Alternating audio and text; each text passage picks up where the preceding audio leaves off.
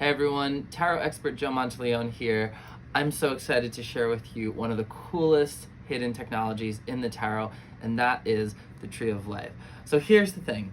If you want to take your tarot reading and your spiritual understanding of the tarot to the next level, you're probably going to want to start looking at the Tree of Life. Now, this is a old mystical system that comes out of Qabalah, Jewish mysticism, and I have to say, it's completely changed my life, and it's really how I see the world.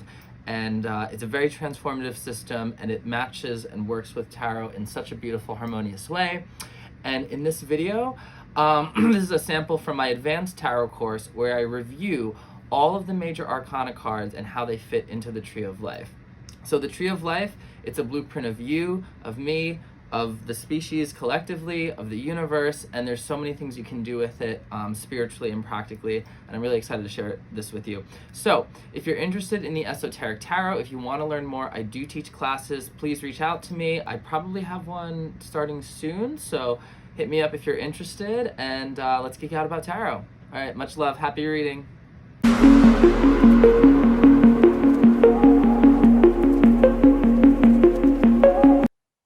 So this chart doesn't have it, but always remember that there are three veils above Keter, the Ein, the Ein Sof, and the Ein Sof Or. They are nothingness, infinite nothingness, and infinite nothingness with light, infinite light. This is also the lights, camera, action before the beginning of the universe. And yeah, so we have Keter, which is the crown, which is the infinitely small point, which you can relate it to Hadid if you want. And from here, we have the Big Bang, which to me is kind of like the Fool. This descending into Hokmah, which is the will of the universe. The Fool is the 11th path, which is Ox, expansion, agriculture, Bacchus, Dionysus, crazy possibility. Then we also have this descending into Binah from path number 1. So the idea here is, especially with transparent intelligence, we have as above, so below. So remember, 3, Binah, the supernal mother, is 3, the supernal father is 2. Binah is the mother of the universe. She is the ability to give birth to a being, which is separate from another being. So Binah to me being, it's black in the system. To me, it's this divine pivot between everything is all one and everything is many, because everything after Binah has a different color. It's like the rainbow. She's like the prism of the entire rainbow of the universe. So the Magus takes this infiniteness and brings it into Binah, which is form, which is what he's doing, channeling this infinite energy from above into the below, which on this scale is Binah, which is going to give birth to everything. We have the Keter on top, which is emanating into number 6, which is Tiferet, which is beauty through the high priestess. So we have Keter, which is like the crown, descending into the sun, which is our sun, but also this like son of God, whether you're looking at as like Jesus or all the ascended masters, also our holy guardian angel and our higher self. Tiferet is harmony, the heart of the whole thing, through the high priestess, which is the moon and Gimel. Remember, Gimel is the camel that travels between the desert. This place, this whole path crosses the abyss. The abyss is right here. It is between reality as we know it / the actual, and what is above, which is the supernals right here, which is the ideal. One thing that Duquette says, which I really like, is that when you go through the abyss, everything is reversed and things get so weird. So he says that because in certain types of esotericism and occultism, the way things are described, the poetry, the meaning, it can sound bad, but it only sounds bad from our view down here. Whereas when you travel up through the abyss, it's like nothing. It's like so profound that the idea itself disintegrates. And that's why people can only kind of make poetry about it. Cool. So that's the abyss. And let's see what else we have. We have, so the priestess, we have the empress next. So the empress is coming from the supernal father to the supernal mother through the path of Dalet. Dalet being the door, the cosmic vagina that gives birth to everything. That is the empress, the doorway. And she is the love, the marriage between our supernal father and our supernal mother. Then we have, and it's through them coming together, or the energy issuing from number 2 to 3, that everything is made. A lot of these ideas overlap each other, but that's kind of the point. It keeps kind of saying the same thing through different points of view. And when you do path working on this, path working is where you meditate on the tarot card through the path to kind of gain knowledge about the Sephirot or the paths or the tarot or consciousness. It kind of makes more sense, which I recommend. It's fun and weird. So then we have 2, which is Chokmah. So that's the will. Remember, the Logos, the supernal father, the will of the universe, descending on the material universe in 4. 4 is Chesed, which is mercy, also matter, the first materialization, through the Hierophant. So it's the word materialized, which is what Hierophants do. They try to do. I don't know. This is any kind of teaching. So this is Vav, which is the nail that connects things together.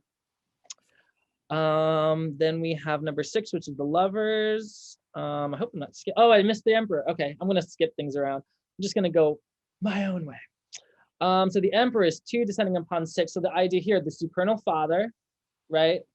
Coming down to 6, Tiferet, which is the organized man or the organized humanity as a species, or the highest point of humanity, which is very much the emperor. Remember, emperor is a self-realized. So we have the force descending upon beauty, which is the emperor. Now, if you switch things in the Thoth deck and you use this path as a star, there's this whole big thing. I don't want to get into it right now because it's a whole different thing. But if you're interested in the paths making sense with Crowley's attributions, ask me and I'll go into it for you. Okay, so that's that. So that's number 4. Number 5, and went through. Number 6, the lovers. This is one of my favorite paths. It's like so interesting. So the lovers is the 3. Remember, 3 being the prism of form, the things starting to separate, giving birth to ideas that are separate from other ideas. That's the lovers. It's the sword. What does the sword do? Zayin separates. It's Gemini. It's multiplicity. So it's humanity being born out of the cosmic supernal mother, or Saturn. Okay. Let's see what else. 7 is the chariot. Okay, this one takes a little bit of contemplation, but pretty much we have the idea of form and the supernal mother descending upon the idea of, we have judgment or severity, which is also motion. So the chariot kind of makes sense because what do chariots do? I don't know, they go to war, they battle each other, there's motion, it's intense, very Mars vibes, which is in the 5. 5 is Mars' severity, is Geburah. So on the bottom, in Crowley's deck, you see the wheels are red, which are connected to the Sephirah of 5, Geburah, and the above is blue, which connects it to Nuit, which is all the way up here. So the chariot is the self fully organized on its own, separate from other things, which follows the lover. The lovers is the split. The chariot is after the split. We have everything we need to exist as a separate thing. The only thing that follows is the path to further realization, starting with the strength card. So it kind of makes sense. It's like Geburah, motion. And remember, this pillar is force, but also mercy. This pillar is severity and form, the universe separating, being different, the split. And this is the pillar of, oh my God, what's it called? Neutrality, or there's a few different words for it, but it's the nice in between. Okay, so number 7. Everyone understand that so far before I go into the next row? Any questions so far? I have a question real quick. Yeah. Why are they numbered the way they're numbered? They are numbered this way because I believe of the Sefer Yetzirah talks about 32 paths, and a lot of the stuff is based on the Sefer Yetzirah, which is a Kabbalistic text that I don't remember the date, but I can get it for you, but comes out of somewhere. But the Sefer Yetzirah talks about all these paths, and it kind of says there's 32 paths, 10 of them are emanations of God, and then there's the, by the way, when I say 32 paths, I am talking about the Sephirot as well. So they actually do count as a path. So it goes 1 through 10, and then the 11th path is the Fool. Yeah, it all stems from that book.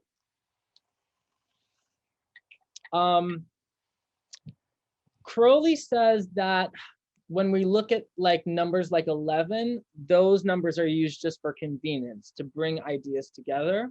But I think it depends on who you ask. He kind of just says, just use the numbers because it's easy to kind of bring the idea of the path of Aleph with the idea of the Fool, with everything that Aleph is connected to in the filing cabinet. But yeah, does that answer your question? I'm gonna go deeper into that and have more information on for you. But yeah, it's Sefer Yetzirah stuff. Okay, and it is a little annoying because when you're working with the path, you have to say, well, the number of the, you kind of have to subtract it by 11 because it's like, well, the number of the hermit is 9, but his path is 20. So it's like, it can create a little bit of a complication, but so yeah, we're at the chariot. So now we're going into the strength card, which, ooh, this is a really fun one. Oh, you know what? I actually want to get into this right now just to set it up. So one thing that this is kind of a Joe original. One thing that I've found is that these horizontal paths are like so beautiful because we have the Empress here, and then we have the strength card, and then we have the Tower. And to me, they're actually 3 forms of love. And it's the harmony of love. It's a lower harmonic of love as you go down. So you have the Empress, which is divine love. And then you have strength, which is like passion and love in a different way, but in a lower way. And then you have the Tower, which is love manifest, which is like change itself and destruction and the on and off of systems, which, remember, to experience something, you have to not experience it unless it's like divine, right? So it's like, I believe these are three paths of love. But anyway, so the strength card goes between 4 and 5. 4 is Chesed, which is mercy, which emanates into 5, which is Gevurah. Remember, Crowley says it is mercy. It is the joy of like mercy. No, he says it's the joy of strength exercise, but it's the joy of the mercy descending upon the severity. So to me, the strength card being in this path also represents the rising of the Kundalini going up, winding up, but it also represents the path of the flaming sword. So it's kind of like one of the most balanced paths on the tree, which connect to those ideas, but it's also like you have the material universe in all of its glory, now ready for motion, ready for the destruction, and the path balancing motion with materialization is the energy of the strength card. And you know, the strength card is like taking the lion and balancing the lion, taking the animal instinct or the lower nature or the kundalini or the sex drive or the libido or whatever, and working with it. So it's a big balancing act of energy between these two. Cool. Which, yeah, to me is like a lower form of the Empress, which is love. It's like another marriage of sorts, but instead of between supernal mother and father, it's the marriage of matter and motion, which creates this beautiful balance of power and all that good stuff. Okay, number 9 is the Hermit. We have mercy descending upon beauty through the path, and we have the serpent here too. We have mercy descending upon beauty through the path of the Yod, which is the hand, which is the creative hand. So to me, I've always seen this as like 4 being so merciful. 4 is a lower harmonic of 2. So it's the word descending upon 4, which is like the manifest word, but now being brought to humanity in the 6 through the Hermit. So the Hermit is kind of a reflection of the Father up here, and he's bringing it, but in the material world, which kind of makes sense because he's like on this mountaintop, he's this ascetic, enlightened being, he's like doing his own thing, but he's also guiding people in a way. And there's definitely other stuff too, but it's like, yeah, I think, yeah, Jupiter. Now you can get really crazy and say Jupiter acting upon the sun through the path of Virgo and have some fun with that. And that's actually how it's listed. And the reason why it's listed that way is because, remember, each of these Sephirot have a planet assigned to them, except for the top 2, which is the zodiac itself, and then the prime mobile, which is the first mover. Okay, so we have 4 descending upon 6, and then number 9, number 10 is 4 descending upon 7. So 4 Chesed, mercy, descending upon 7. I'm just okay, good. I didn't skip anything yet. Okay, number 7, which is our desire nature. 7 is Netzach, which is our desire nature, our feelings, our emotions, but also our ability to be an individual and to revolt. It's kind of like the 7s are the part of the self that doesn't go against God, but individuates itself from God, whereas the 8s are the submission to God or the submission to the higher self. 8s are also the intellect, 2 different meanings for both of them. But the 4 descends upon the 7. So remember, this whole pillar is the pillar of mercy. It's the pillar of force. It's like the plus sign, whereas this whole pillar is the minus sign. 4, the material universe descending upon the desire nature. So we have desire nature, emotions, feelings, and the individual, plus the material, we get the wheel of fortune, which is these cycles, expansion, all of that. Does that make sense? Some of these things are a little bit of a stretch, but you'll like, if you keep working with this, I swear you'll have these moments where you'll be doing like nothing, and then all of a sudden, or you'll be doing a bunch of stuff, and all of a sudden you'll just like, oh my God, the wheel of fortune, I get it, and you like feel it. Maybe I'm just insane. Cool. So moving forward, we have number 10, we have number 11, justice. Oh my God, I love this one. Okay, so 5, what is 5? Severity, it's motion, it's judgment, it's the diet. So if 4 is eating too much ice cream, the 5 is the diet, remember that? So we have the cosmic diet descending upon the organized man of the sun through justice. And what is justice but editing? It's balancing, it's Libra, it's the ox code. What does the ox code do? It directs the ox, it directs the fool. And look how it mirrors the fool so beautifully. Path of the fool, path of justice. Very cool stuff. So yeah, like 5s in the tarot, and this leads into a whole nother advanced technique that I'm playing with. But if you look at the 5s in the tarot, they all suck. Like the 5 of cups is our breakup card, 5 of discs is loss of money. So if we want to get from loss of money to having money, which is the 6 of discs, which is success, we can take the path of the justice card. This is a whole nother thing, but I'm playing with this a lot. I think this is going to be the next class, like path working in this way and like magical stuff. But anyway, so that's the path of justice. Then we go into 12. Oh my God, I love every path. I say every path is so much fun, but this path is really a cool one. So we have the hanged man, which is like self-sacrifice and surrender, right? And we have the path of mem. What is mem? Mem is water, reflection, all of that. We have 5, which is severity and editing and saying no, the diet, all of that. Descending upon Hod, which is the intellect. So I actually, first let's look at it reverse. If we're in Hod, let's say we're overthinking too much and we need to chill out the mind, we can ascend up into 5, which is going to balance it out through the path of the hanged man. So to me, I see the hanged man's head as being the intellect, which when we go up the path is surrendered to 5. Or if we are descending down, we have the severity of 5, the severity and like the motion and the judgment of 5 emanating upon the intellect, which creates the hanged man. And you'll see his red leggings or whatever are kind of like Mars-like. Mars descending on upon the Mercury through the path of men. Does that make sense?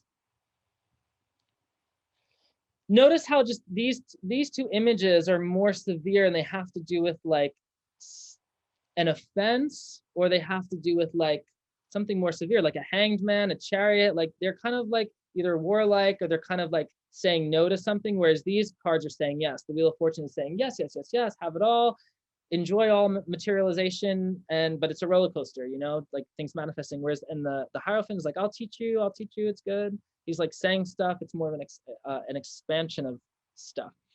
So that's number 12. Number 13 is death. Oh my God, this is such a good one. 6 is Tiferet, which is our higher self, beauty, harmony, the heart of the tree. Just quickly. Yeah. Why is the chariot saying no? Sorry if that's a silly question. Oh no, that's not a silly question. My mind does silly things around this stuff. It's when I say there's this idea of no-ness, I'm saying it's because it comes from Binah. So Binah is kind of the negative in a way, and through this idea of the negative, by allowing reality to not all be the same thing, by saying no, by having space between creation, it creates things, it separates things. So for example, the chariot is differentiating itself by the chariot itself, his apparatus of movement, but he's also differentiating himself by, if you notice in the background, there's a big wall, there's a whole city wall. So he's also differentiating himself by being attributed to Cancer, Cancer being the crab and having a hard shell. Cancers, if you know any Cancer, I love Cancers. They're very psychic, very emotional, boundaries, lot healers, like they need separation sometimes. The Hanged Man, yeah, does that make sense? It's more like the illustrations kind of represent these ideas of positive and negative. But like it's very dynamic. So remember also, this is where things really get crazy. The Chariot as a path going from 3 to 5 also contains number 2 and number 4 and number 1. So it's like the alchemical process is like, here's A, and then we go into B. And then after we turn A into B, we turn all of that into C. C descends from A, but also includes B. And then we, you know what I mean? It's cumulative. So the Chariot contains all of the above as a refinement of the source, the expansion of the source, the form, the maternal nature of the source, the materialization of the source, and coming to here. Does that make sense? I've never explained it in that way. You pulled something new out of me. That's awesome. Thanks. Cool. So we have the Hanged Man. Where are we at? Death. Okay, so this is interesting. Death card I also like to look up as going up the tree, because 6 is the harmony and 7 is our desire natures. It's something also related to motility, which is the idea of something to move on its own. Motility is a huge thing. That motility is, I don't know what book I found it in, but it's not a common idea in this Sephira and most of the books that are written. But when I heard that, I was like, oh yeah, duh. Because it's the individual expanding out, the individual force, the force of the individual. So the idea here is we die through the path of death, or the path of noon, which is the fish. We have a death to get into 6, which is the harmonized human. I also kind of look at this as like, when I was younger, I used to have 6 drinks, and my 7th drink, I would always die. Like that was the last one for me. What else? Organized man. So yeah, the organized man, the higher self, harmony of the universe, descending upon victory. And that's a whole nother thing. We're going to get into that next week, why it's called victory, but there's a very specific reason. There's a tool you can use to see it in a certain light where it kind of explodes. Okay, so yeah, the death card is just one of the death. Notice that the death and the devil and the temperance card all here are the way that idea is created in form, like Crowley says.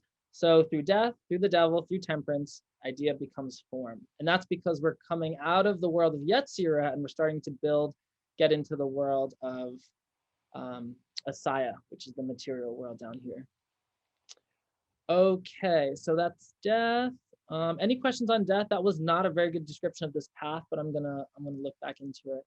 I think it's also like things that, like, in terms of path working, like if you're feeling too emotional or too, the 7 Netzach has a lot to do with like chaos and like the individual will, especially if it's out of control, because it's balanced by 8, which is submission. If you're feeling too out of control, you go through an ego death, which brings you to the 6. That's another way to look at it. So number 14, oh, this is a beautiful one. Temperance. So what does temperance do? It balances water and fire. And what do we have here? We have the fire of the sun and the water of the moon. This to me is a lot of Jungian stuff. So Carl Jung was like, and this is my totally like surface layer understanding of things I've read, but it's kind of, he's like, do things start in the mind or outside, or what's the actual relationship? Is there a difference between the inner and the outer world? Which I'm sure he wasn't the first person to ask that. The temperance card says there's not really a difference between the inner and the outer world, aka the sun and the moon, and they affect each other. So we have the sun, which is the higher self, and the moon, which is the subconscious, and the sun, which is the conscious self, the moon, which is the subconscious, and temperance balances the two, 1 foot on water, 1 foot on land. The fact that the path of the tower and Pei crosses temperance is like a very big thing, because the tower is the clash of air and earth in a way. And the path of 6 and 9 is the clash of water and fire. And all this alchemy leads up into the high priestess, into enlightenment. Cool. So what else do we have here? 14, 15, the path of the devil. We have, this is really interesting. This path really gets me to like let go of like what certain forms of the devil. Like remember, the devil is just the material world, which is beautiful and necessary in the great work according to the system. So the devil card is this, the descent of the sun, which is the higher self, harmony, beauty, angels, all of that descending into the mind, the 8, the Hod, the Mercury. And the idea here is the mind here is like is what creates Maya, the world of illusion. So like I said before, when we were talking about Adam and the Hebrew alphabet, when you name something, it exists.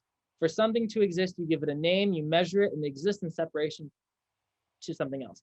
So when you hear in Buddhism, Maya, the Temptress, Maya is this world of separated forms, which is important in our work to like work with. But like that's kind of what it's talking about here a little bit. We also have the word made flesh. So this is interesting. So we have, remember that Mercury is also the word of the universe, the will of the universe, and the will of the universe is connected to Chokmah. Well, Chokmah is mirrored in Hod, which is Mercury on a lower level, which is the word made flesh. So there's a little doctrine there that talks about stuff. Because Mercury is, remember, the messenger god, the will of the universe, the logos, all of that, now connected to the devil. And 6. Okay. Cool. And that's number 15. Number 16. I used to think of it this way, and for number 16, which is the tower, or path 27. I used to think that the tower was describing the battle between your feelings and your mind here. So they're your feelings of Netzach, because remember number 7 is feelings, and also the individual. And then 8, Hod, is the mind and the intellect, and the destruction between the two is the tower. But I'm kind of like changing my thoughts about that. It's 7 going into 8, so it's the individual. It's like, so remember 7 is like the individual force. 8 is the submission of the individual to something better. When you have the 7 flowing into the 8, there's like this surrender. We're kind of like falling into the submission of the 8. But I also think that this path has a lot to say about what's happening horizontally if you scan the tree going from bottom to up, in the same way that like, and also like I said before, the love, so it's like love on a lower plane is the tower in a way. This card can also be connected to orgasm, which totally makes sense if we're looking at the sexual energy of mirroring the sexual energy of the strength card, which is very sexual. It's the Kundalini energy, it's the creative force. Whether you use it for copulation or starting a business or whatever, it's sexual energy here. And then that's mirrored even further from the Empress. Cool. The mind, the influence of the mind upon the subconscious mind here through the path of the sun. And remember when I went into that card, we were talking a lot about the spontaneous self, like how does a baby ride a horse? Like by really connecting through who knows how many billions of years of evolutionary understanding, like just riding the horse, perfectly balanced with one hand representing the subconscious, one hand representing the conscious mind. So yeah, mind and subconscious coming together. Also, 8 has a level of surrender, and there's this path of the sun cards. It's not surrender like the other cards. It's more like the surrender of the self in the place where it belongs, which yields success. So like if you surrender to your radiant light, if you accept your light, it will shine and other people will have a good time in that light. And that's, yeah, subconscious stuff there. Okay, and then 20, we have the judgment card. So we have the Hod, which is the mind, the intellect, and submission, remember, descending upon the material world. This is a very fiery path. So I think the idea here is when we're here, it's like we take the path of Sheen to get into Hod, and it's a calling. We are being awakened into the powers of our mind, but also the powers of submission here. Whereas when we travel to our desire nature and our emotions, we are going through the path of the moon. And then the last one is the universe or the world card, which is the moon descending upon the earth, the subconscious descending upon the physical body, or the astral plane becoming material. in the 10 through the world's card. Okay.